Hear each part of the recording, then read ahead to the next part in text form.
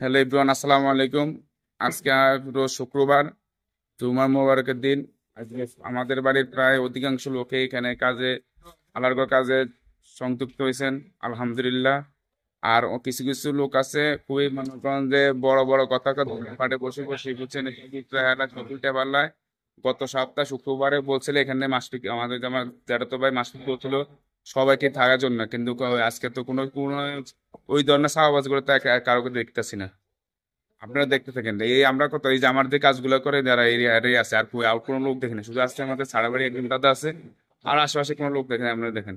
বড় বড় কথা কন না, কই লোকগুলা কই যেগুলা ওই যে দোকান পাটে বসে গবেষণা করে। হ্যাঁ, আল্লাহর ঘর মসজিদে দেখলাম সবার সবার ভাগ্য হয় না। আর নির্মাণ কাজ আর একটা কাজের দায়িত্ব কিন্তু সবার ভাগ্য জোটে না। সবাইকে সবকিছু ব্যবহার করতে পারে না। ঠিক আছে নি?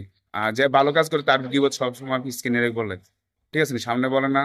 তো আমরা কিন্তু আন্তরিক দুঃখিত। মাশফিকুর রহমান মাশফিক বলছে যে এই নির্মাণ কাজের থেকে সে অব্যাহতি নিব, কিন্তু আমরা মানতে রাজি না, আমরা কেউ মানতে রাজি না। তো সবাই কমেন্টে বলবেন যে আমরা কিন্তু আসলে মসজিদের ব্যাপারে সবাই সন্তুষ্ট, আমাদের পুরো ভালো স্টাফ। হ্যাঁ, কিছু তো কাম করতে হবে, ঠিক আছে, স্বাভাবিক। কিন্তু আমরা সবাই কিন্তু সন্তুষ্ট এই মসজিদ ব্যাপারে কাজ হয়েছে, কিন্তু যথেষ্ট যথেষ্ট কষ্ট পরিশ্রম করছে। তার ভালোবাসা, তার ব্যবসা বাণিজ্য সবকিছু ত্যাগ থাকবে, কিন্তু আমাদের এই মর্যাদার ব্যাপারে সে কিন্তু যথেষ্ট মানে মানুষের বিভিন্ন রকমের কথা শুনছে। তো আপনারা কাছে অনুরোধ, সবাই একটু মাফিকে বুঝাবেন এটাই। আল্লাহর কাজ, আল্লাহর কাজ যাতে বন্ধ না থাকে। তো ভালো থাকবেন, সুস্থ থাকবেন। আসসালামু আলাইকুম।